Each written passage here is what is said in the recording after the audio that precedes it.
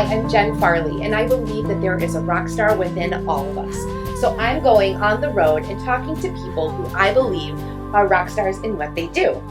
I'm in Madison, Wisconsin today, talking to Audrey Martinovich, who is the co-owner of Audio for the Arts. She is an engineer and audio producer, and we are in her studio here in Madison, and it's awesome. It is such a cool place. So thank you so much for having me. Yeah, thank you so much for having me on the show. Yeah, it's a cute little web show. Yeah, it's a thing. There's a camera and everything and a mic. Right? Yeah. Right? So yeah, I like to talk to people who are rock stars and what they do. And you literally support rock stars and what they do. Yeah. Yeah. So tell me a little how you got started in the music industry and how we are here today. Yeah, so my background is in music. All through school, I was in all of the choirs you could be in. I was in band, played clarinet, and then bass clarinet. Mm-hmm. Don't really play anymore. And from there, I mean, I always knew I really wanted to do something with music. I love how people can express themselves and tell a story through music. Mm. And at first I thought I wanted to teach music. I thought I wanted to be a choir teacher because I love helping other people like discover this love that I have too. And it wasn't until I graduated high school and was kind of trying to figure out what I wanted to do that I even learned that an audio engineer was something that someone could be. It just had never really occurred to me up until that point. Hadn't done any recording. And through just discovering what that was, researching like salaries and stuff online, and then recording my own voice lessons at home, I discovered I kind of had this love of like mixing art and science together in this way. So I loved like capturing the artistic expression and then how can I kind of manipulate that and like really drive the message home and make it sound great. So obviously my first recordings did not sound very great.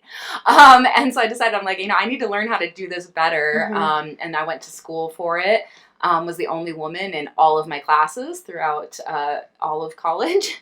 Yeah. So that was a little bit of an interesting experience, but I think it really made me want to like push harder and like learn everything better. And I kind of, if you tell me I can't do something, then I'm going to make you watch me while I do it. So that's just kind of how I am. And I got an internship here at the studio in my last year of college and started kind of as the office manager, like scheduling things, taking care of billing, doing some marketing, kind of like all of the hats, and started engineering part-time and then just gradually started engineering more and more and then became an owner of the studio a few years later. And oh my goodness. Yeah. And I mean, it was one of those things, like you just kind of like, if you take all of your steps in one direction, eventually you'll get where you want to go. And so I'm still taking steps, but this is where I am now as a co-owner of the studio and have been for the last 3 years. That's so interesting. So like literally you know how to do everything in this building. Pretty much. I mean, some like heavy duty electronic stuff I'm not gonna do myself too much. Personally, I like to specialize with like recording acoustic instruments and stuff, so that's really where my passion lies, and things. So if someone comes in with like a whole bunch of pedals and gear and stuff, it might take me a little bit to get acclimated, but I'll figure it out and we'll get there. Yeah. And how long has Audio for the Arts been around? We've been in business for about 24 years, and at our current location in downtown Madison for 21 years now. I mean, that's legacy lasting right there. I know. We got a card from the mayor of Madison that was like, congratulations on 25 plus years of being in business. And we couldn't, after we made out the handwriting, we realized that's what the card was. And I was like, oh my God, we didn't even realize, like she knew, but we didn't. That's so funny. That's so funny. I kind of want to go back to being a woman in the industry and like fighting for, like proving your worth or proving your value or like, this is who I am. Like how was that? Like, I mean, so that there can be like a little bit of a bias in the music industry, and it's one of those things I think that is like really quickly, rapidly changing. Like if enough people point out a problem, then slow change starts to happen, and then eventually there's like a tipping point, and I think that we're kind of at that tipping point situation. But It's sort of the same experience of like if you walk into a hospital room and you see a man and a woman there, most people will assume that the man is the doctor and the woman is the nurse. Right. So that's the same kind of thing if people walk in and they see me and my business partner Buzz, who's a lot older than I am too, so age is like a factor in it as well. But they'll assume that he's the engineer and I'm the assistant or the intern or something. So it's kind of a little bit of a fun jab for me to get in when I can be like, oh, actually, I own this place, so, you know. But it definitely, yeah, if you're like understanding that, you know, these barriers are just like, they're not intentional biases, they're all like kind of subconscious things that people have. I haven't had any like really bad experiences, but you know, as long as you are really good at what you want to be able to be good at, and try really hard and learn your craft really well, as soon as you can get in the door, people then are wanting to keep you there. You know, there's a shortage of talented people in this industry, and you might get an opportunity because you're a woman, but you won't get a second opportunity if you're not good at your job. That is so true. That is so true. Right, yeah. So as long as you can get that door just a little bit open, enough to like kind of force your way in a little bit, you can stay in the room as long as you're good. Yeah. Yeah. Sometimes that's forgotten, you know, if we're talking about like trying to get ourselves in the room. Yeah. So yeah, totally. It's an interesting point. Yeah. I've heard someone like compare it to like, you know, people are trying to just get a seat at the table, but like we're trying to like decide what's on the menu, you know, like we want to, you know, being in the room is great, but you want to be able to decide like, okay, what is actually affecting all these people in the room, you know? And so it's just like, okay, once you're in that room, now you go back and you figure out how to like plan that party. Right. So you mentioned acoustic being one of your sweet spots and what you enjoy doing. What are some other areas of recording that's kind of your niche? I love like indie pop, singer-songwriter. So a lot of those genres are going to maybe be based around like an acoustic guitar or acoustic piano or you know, just a pure vocalist, not really like a lot of effects on them. But then it does incorporate some other stuff into it, and you can even get a little like sound designy with some things. So I really like doing Foley as well, which is rather than using a sound effect that's already created, you record yourself doing the thing. So for example, bones breaking, no one's actually like breaking a bone, they're like, you know, breaking a carrot or something, or biting into an apple if they need something a little juicier, you know. So like I love like thinking about those kind of textures and incorporating some of that into music as well. It's fascinating to think of music with texture, you know. Yeah, I was gonna say, and there's so many like even like pop songs like Driver's License, Olivia Rodrigo. I definitely didn't work on it, not saying that, but that song starts off with the bell from your car, ding ding ding, and then the rest of the music bed comes, and I just love stuff like that. All about it. So you have actually won some awards for being an amazing engineer and producer. Not just for being a woman. Like, right. Yeah, that award's still coming. Haven't gotten one of those yet. But what are the awards that you have won? So I won studio engineer in the Mamas last year. The studio has won recording studio. I think kind of like every other year for the last few years. We've got a collection. I've been nominated again for studio engineer and live sound engineer this year. In 2018, I was a finalist to receive an award for Breakthrough Studio Engineer from Pro Sound Europe, which Very cool. Yeah, right? I was like, oh my gosh. I was like, am I even able to win this? I'm like, not European. And they're like, but you've worked on stuff that's been distributed here. So I was like, all right, that's really cool. So I was really excited about that one for sure. Yeah. What are some of the great, like, some of your really proud moments of things that you've worked on? Oh man. I mean, I'm sure that there's like a billion to list, but no, not that many. I mean, probably 5 billion. One of my most proudest ones that came out actually over the summer was a jazz album. So it was a jazz quintet plus a 14-piece string orchestra.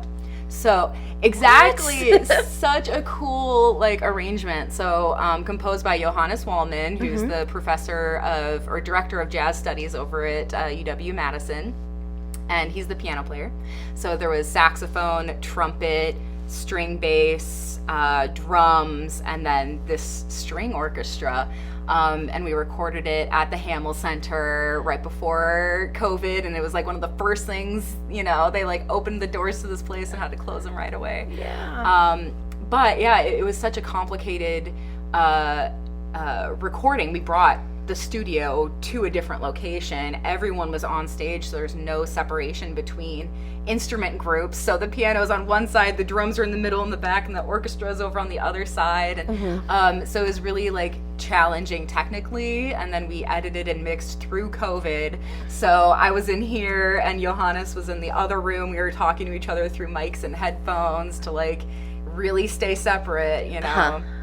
And yeah, it's come out and it's received like such good reviews. It's getting tons of streams. Like there was a piece written about it in Downbeat magazine, which is like huge for jazz. Oh my gosh. Yeah. So I'm really excited about how it's turned out. Like I sent it to a friend of mine who is like a pretty, he's like done a session playing for a lot of like kind of famous musicians, and he was like, oh my god, this sounds like you've got 20 years more experience than you do, and like I was like, oh my gosh, you're you and you said that to me. It's really cool. So yeah. That's awesome.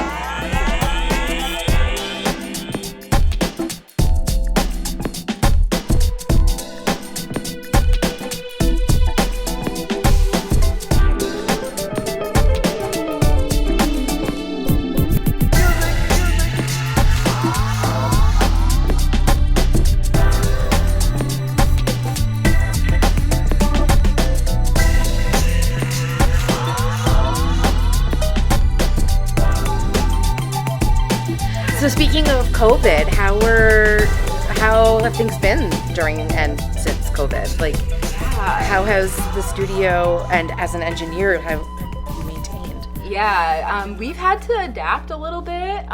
So at first it was really scary because we do a lot of concert recordings. Okay. So, you know, the shutdown happened early or mid-March, and that's right before like the spring concert season. So we had, for May and June, all of our weekends were booked with choirs and orchestras and these large group concerts that of course all could not do anything. So everything got canceled right away, and we were kind of freaked out. But then all of these groups kind of realized like they still had the budget to put out content because now they didn't have to rent the church or the hall or whatever. And all of the funds were kind of still there, and they needed to do something, and everybody of course wanted to do stuff. Like no one wanted to be at home not doing anything.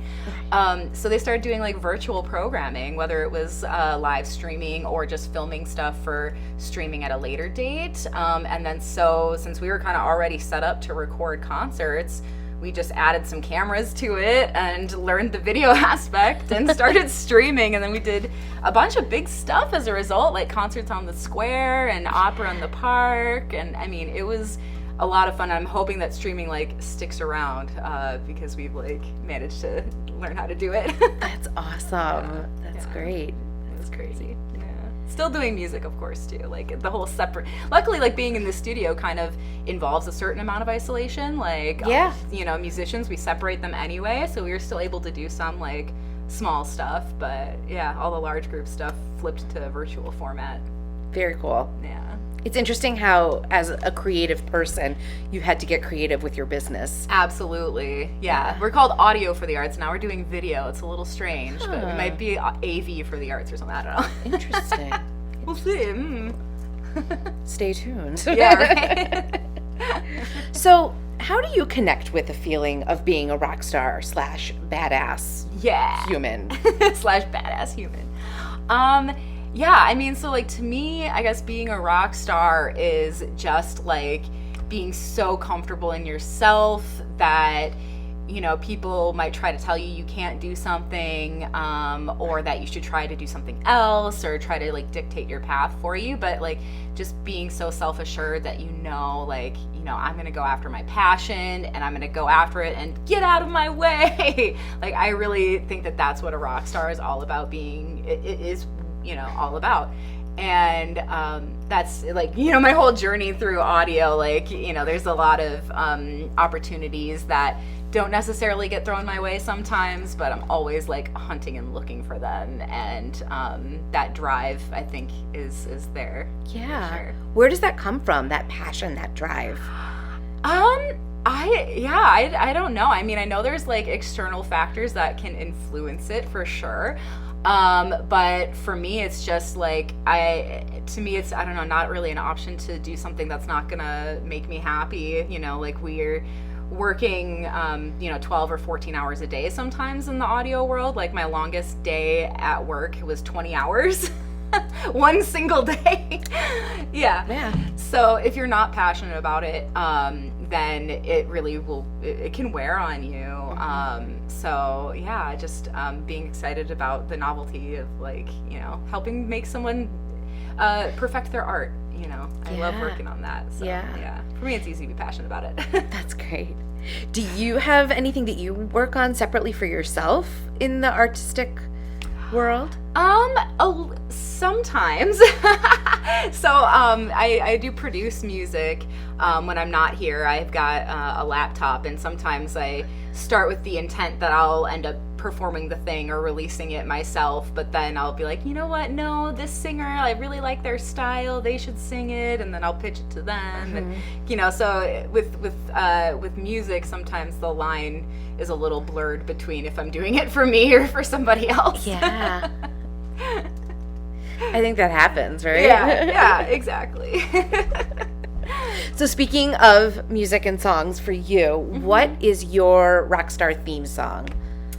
My Rockstar theme song is probably Woman by Kesha. Oh, okay. So that is a very like empowering song. Like I can't even sing the chorus because it swears, but you can sing it. All right, the this chorus is on YouTube. This is YouTube. Perfect. Fuck it. So the chorus is, I'm a motherfucking woman, baby, that's right. It's just such a jam, and there's like the Dap Kings do like a horn section. Oh my gosh, yeah. It's just like, it's a really great song to just be like, yeah, I rock. That's interesting too, especially with Kesha and like her history and her issues in the studio and being a woman in the recording industry. Totally. So, yeah. Totally. Yeah, and that was on the album that like came out like right after all of that stuff kind of came out with her old producer. So it was kind of an extra like, yeah, I'm awesome. And then she was Grammy nominated from that album too. So did not her realize first nom. that. Yeah. That's so interesting. And do you have any piece of advice that has carried you through your career? Yeah. I would say, I mean, I've kind of been like all about taking opportunities and everything, but there was, and it wasn't even that long ago that I received this piece of advice, but Paula Panchenko, who is the executive director of Tandem Press here in town, told me like she just literally does not care and just asks for whatever she wants from whoever she wants it from. And if someone says no, then you're not in any worse position than you are. You're kind of like at this same level, right? But if someone says yes, you might have gotten that thing. And it's just creating these opportunities that wouldn't have come if you hadn't have asked. Yeah. Just don't even be afraid to ask, Yeah. Why are we so afraid to ask? Because we're so afraid the answer is no, I think, but like at least then you will have shot your shot, Right. Yeah, and you would have at least tried, and then like the answer is no. You're not just sitting there like, oh, what if I had done this? What if I had done this? Like, oh no, I tried, it didn't work, maybe I can try a different way. Or, at least you're not then stuck with the what if you did something. Yeah, you're totally eliminating all the what ifs. Yeah, exactly. Yeah, you can't like start thinking about getting in your head and stuff if you don't even give yourself the chance. So true. So true. So what do you have going on, you know, in the future? Where do you see Audio for the Arts? Where do you see yourself, like, down the line? Yeah. I mean, I hope that I end up with making records for people constantly. Really, I want to have artists come in, and I love like working on like longer term kind of projects, like albums where the whole arc of a story might happen over a few songs, and like the song itself is like, you know, is complete and everything, but I love when things are like part of a bigger thing. So I want to be able to have musicians all over the world even like say, hey, come fly out here to record this thing with us, and then now I'll go to Italy and record that thing with them, and now we're gonna go to California and record that thing with them. So we'll see. That I think that's kind of where I want to end up creatively. Yeah, that's great.